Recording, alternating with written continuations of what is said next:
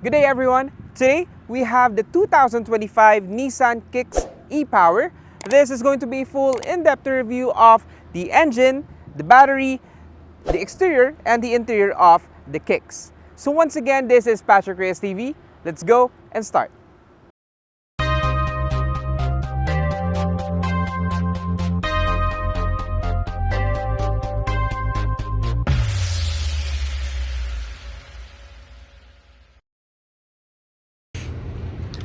Now, you have here your key fob, and with this key fob around the vehicle, you could lock and unlock the doors with this black button right here on the door handle.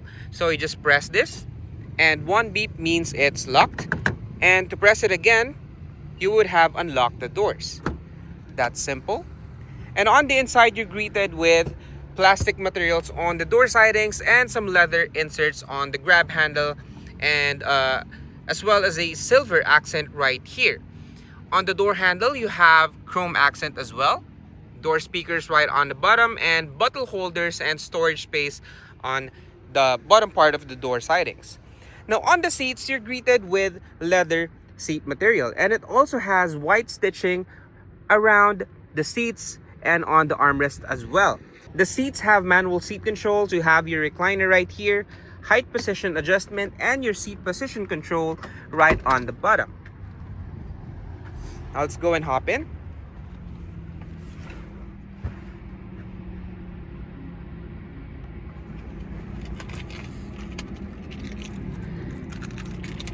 Now with the key fob inside the vehicle, you can start the battery by putting on the brakes and pushing the start stop button. So that's simple. Now everything is turned on. The engine generator is also turned on. It's that simple. Now before we go and check out the interior, let's go and check out the exterior first by turning on the headlights right here. You have auto mode and fog lights, and of course the hazards right over here.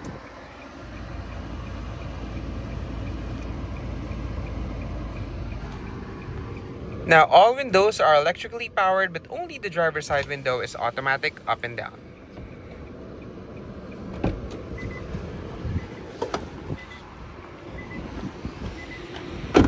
Hey everyone, welcome back to the channel. Today, we're taking a closer look at the all-new 2025 Nissan Kicks e-Power. The compact SUV that's shaking up city driving with its unique electric powertrain, but with a twist. You never have to plug it in. Curious? Let's dive in. The 2025 Nissan Kicks e-Power keeps its youthful, sporty vibe but now comes with a sharper edge. Starting at the front, the 2025 Kicks e-Power brings a sharper, more aggressive look. You get Nissan's signature V-Motion grille, now wider and more prominent, giving the car a confident, distinct face. Flanking the grille are these newly styled LED headlights with integrated daytime running lights, slim, angular, and definitely more premium looking. On the side, the Kicks keeps its compact, city-friendly proportions but adds more definition. Check out the sharp character lines running from the front fender all the way to the rear, and a nose-down angle keeping it very sporty. Moving to the back, the 2025 Kicks carries over its signature boomerang-style taillights, but now with a sleeker, more refined housing. The rear bumper also has diffusers to give better aerodynamics and adds to that sportiness all the way to the back. The exterior of the 2025 Nissan Kicks e-Power is sharp, stylish, and definitely more youthful than ever. It's a small SUV with big attitude and street presence, packed with electric capabilities.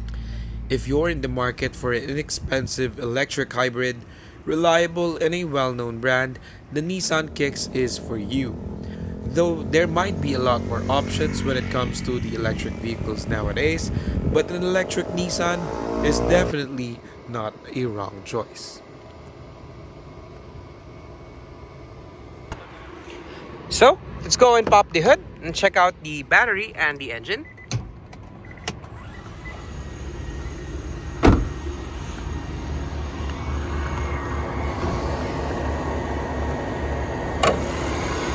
The Nissan Kicks e-Power is powered by the AC synchronous electric motor, which generates 136 horsepower and a powerful 280 Newton meters of torque. It is paired with a single-speed automatic transmission. Acceleration time from 0 to 100 kilometers per hour is around 9 seconds and a top speed rating of 180 kilometers per hour. Battery capacity is 2.13 kilowatt hour. While this is technically an electric vehicle, the Kicks has a gasoline engine which serves as a generator for electric motor and a battery. The engine is a 1.2-liter, 3-cylinder dual overhead cam, 12 valves gasoline engine. It has a fuel tank capacity of 41 liters and fuel range is estimated to be at 900 kilometers in one full tank.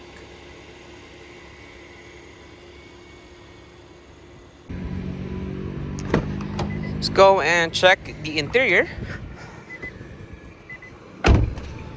Shut off the windows. Turn off the hazards. Okay, so first and foremost, you have here a 4-spoke steering wheel with a flat bottom for that sporty feel. And this one has leather material wrapped around on the steering wheel, and it has side extensions here for better grip. You have a very soft turning on this steering wheel. Now on the left side right here, you have controls mainly for the gauge cluster, volume button, previous and next for the head unit, and this one is your cruise control, voice command, and your phone calls. So very simple. And also, the steering wheel could also be adjusted both telescopic and tilt. Very nice. Stocks is right here, and your wiper controls for the front and on the rear.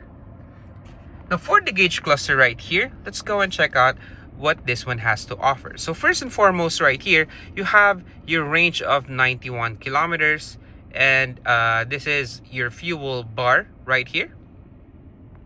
And this one is, of course, well, the e-Power is actually a system wherein the engine does not generate power to the wheels.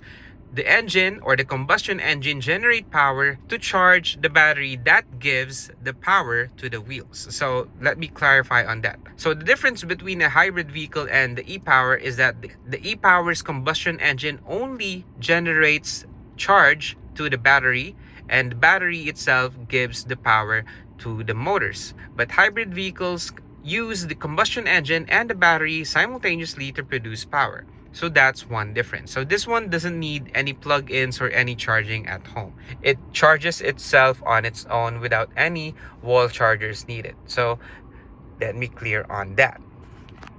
Now, for going back to the gauge cluster right here, you have a digital display right here, and you have your battery icon right there. And this is a meter on how economical you are when driving. Gear indicator is in here as well, total mileage, time, and your ambient temperature outside.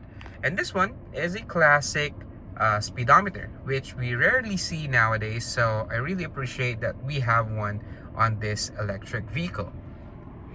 There we go.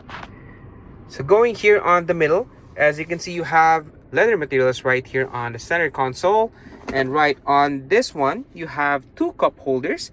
And this one's actually really nice because it goes down deep. Tumblers would really fit this area right here quite nicely. And this one is your selector for your automatic transmission. This one comes in a single-speed automatic transmission. And for you to change gears, just press this button on the left. And of course, press the brakes. If you want to go to drive, just push it down like so. And now you're in drive mode, as you can see right there. And to go to reverse, press it again and go all the way up, and you would have your reverse backup camera and your 360 camera right there as well. And of course, to go to park, just press the P button. That's simple. Now in here is your push starts up button right here.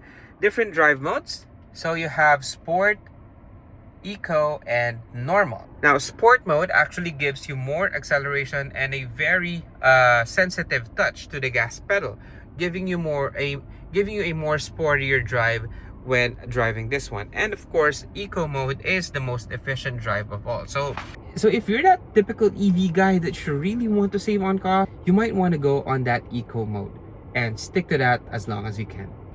Now in here is your EV button. So this one actually has two different modes. One is the full EV.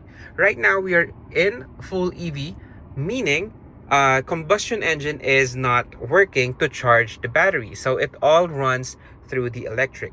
Now, if you hold this, that would mean forced charging. And there you go. I've heard the engine turn on and the blue charge logo right there is also turned on.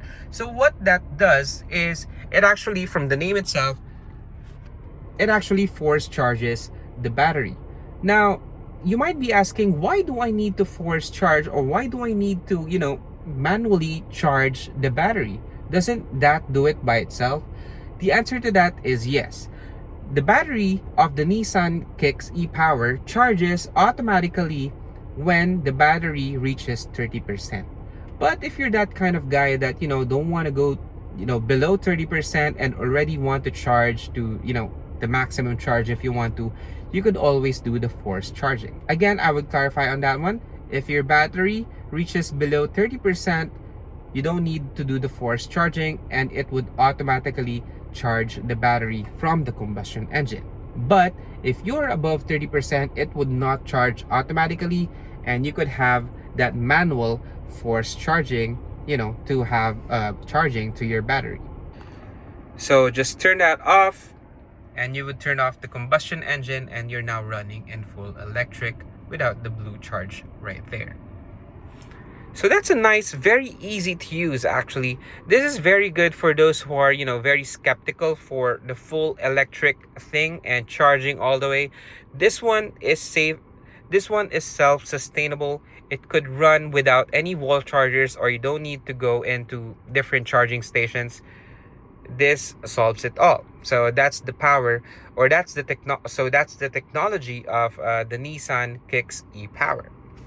Now let's go to the air conditioning controls right here. So it's pretty basic. You have fan speed right here, and you have display right over here on the middle.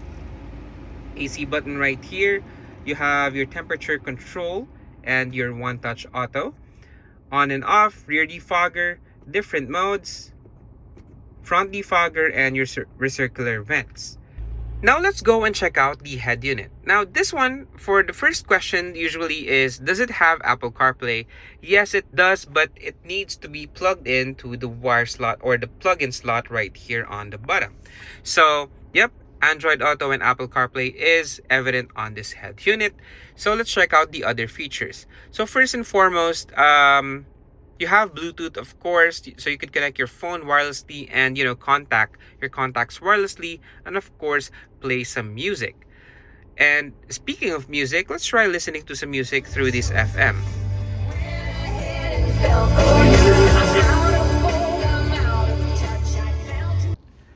So right off the bat, the speakers actually sound really good. So, I mean, it's not the best sounding speaker, but for this type of vehicle, the speakers actually are great. You have enough bass and clarity thanks to the tweeter speakers and the door speakers right here. So, props to Nissan for that. Very good sounding speakers for this head unit. And you have here time info right here. And could you hear that sound? It feels like a Windows XP, if you know that sound. So for those born before the 90s, you would probably relate. Anyway, going back. So right here is a bunch of controls for you to play with. You have sound settings right here. You could adjust the bass, middle, trebles, volume and beeps. So this is the one I was talking about earlier, but I like that beep. Camera. So you could adjust the brightness, contrast, and tint depending on your preference. So you could also display or you could also turn off the display and adjust the brightness right here. Now, you also have a one-touch button for the camera if you want access to the camera even if you're not driving. So that's a nice, neat feature. There you go. So going back here on the center console right here, you have a slot here probably for your stuff or your phone. And this one does not come with wireless charging, unfortunately, but probably you could buy an aftermarket on this one because this one would perfectly fit a wireless charger. Now right here is your electronic parking brake and your auto brake hold. Two slots right here for your USB slots for the head unit and charging. One type C, one type A, and your 12 volts DC outlet. Center console.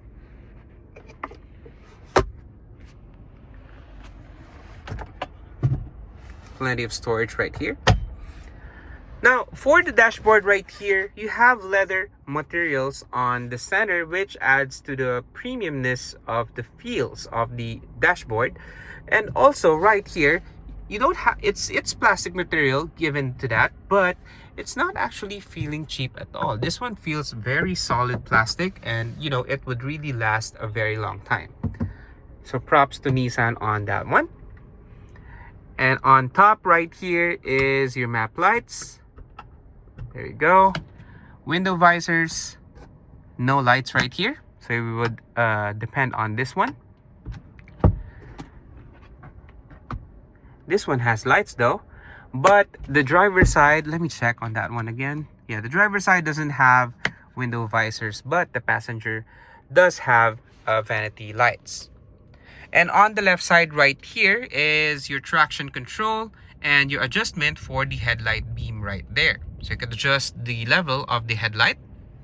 Storage right here, fuel door, and your hood release. So I think that's about it on the front cabin of the Nissan Kicks. Let's go and check out the rear seats.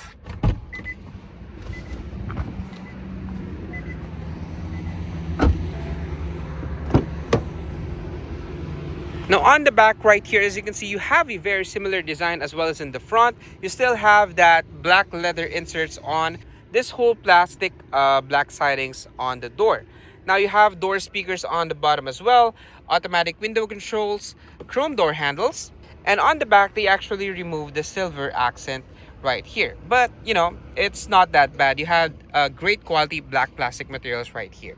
Now going on the rear seats right here, you have the same material as well as in the front. You have that great leather material built into the seats and that white stitching as well. So if you're sitting in the front or sitting in the back, you would have the same comfort and the same leather as well as in the driver. So let's go and hop in.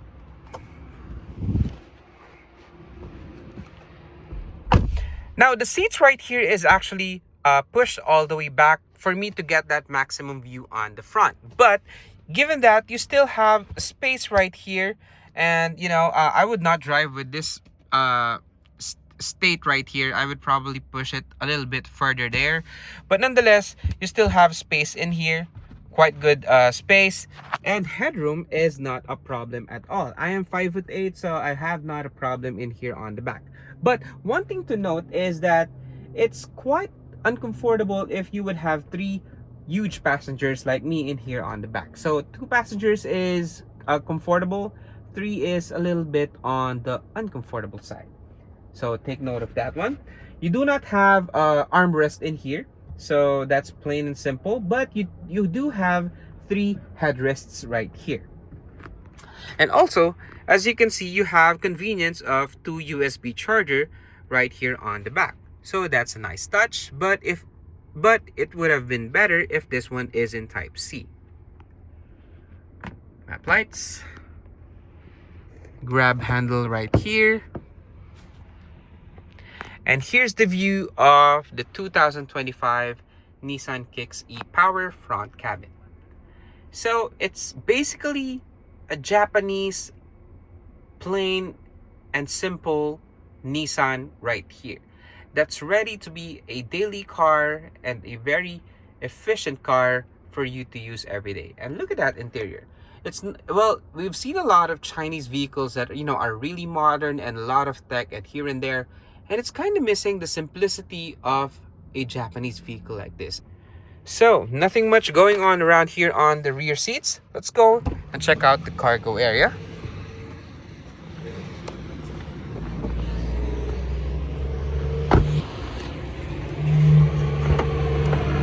Electronic switch. Now on the back right here, despite this compact SUV right here, you have a bunch of space on the back. Now comparing this to the Rays, I think this one has a lot more space, and also compared to the Yaris Cross. This one boasts a lot more space, and you have a tonneau cover right here for that second level storage. Now if this storage right here is not enough, you could always fold down the seats on the back to give you more space. So you just pull this tab right here, fold it like so, 60-40 seat configuration. You could also fold down the other seat, and you would have more space right here on the back for your longer items. Now right here on the bottom, you have your tools for the tires, and your battery is right here.